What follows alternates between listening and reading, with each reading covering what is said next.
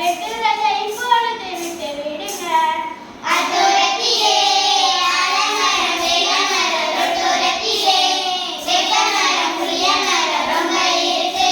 இப்ப தெரியுதா மழை வராம இருக்கு எது காரணம்? மரங்களை கணக்கு வழக்கு இல்லாத வெட்டுறதா, வாகனத்தில் வர புகையோ, ஆறுகளிலிருந்து வர புகையும் கழிவுகளும் தான். சரிக்கா. ஓ அக்கா, வீட்டுக்கு ஒரு மரம் வளர்ப்போம்னு எல்லா பக்கமும் எழுதி வச்சிருக்காங்க.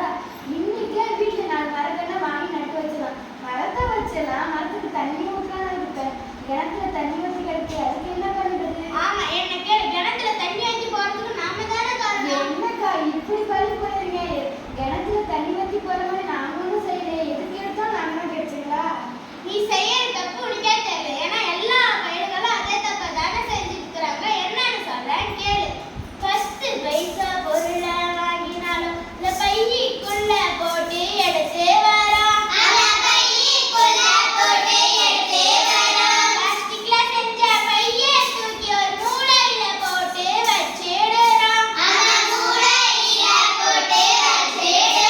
மக்காத பைய மண்ணுக்குள்ள சிக்கி போய் மழை நீர் பூமிக்குள்ள போகாத தடுத்துருது.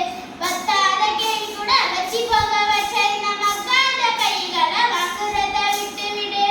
ஃபர்ஸ்ட் பைசா பொருளை வாங்கினாலும் அந்த பைக்குள்ள போட்டு எடுத்து வரோம். பிளாஸ்டிக்ல செஞ்ச பையை தூக்கி ஒரு மூலையில போட்டு வச்சிடுறோம். இப்ப தெரியுதா மழை நீர் பூமிக்குள்ள போனா நிலத்தடி நீர் மட்டும் வேற கிணத்துல தண்ணி வத்தாம இருக்கும். என்னக்கா இத்துளூடு பைதான இது போய மழை தடுக்கும் போங்கக்கா. நீ மட்டுமா பிளாஸ்டிக்கை வாங்கி யூஸ் பண்ற? உலகமே அதை வாங்கி தானே யூஸ் பண்ணுது. அது மட்டுமா?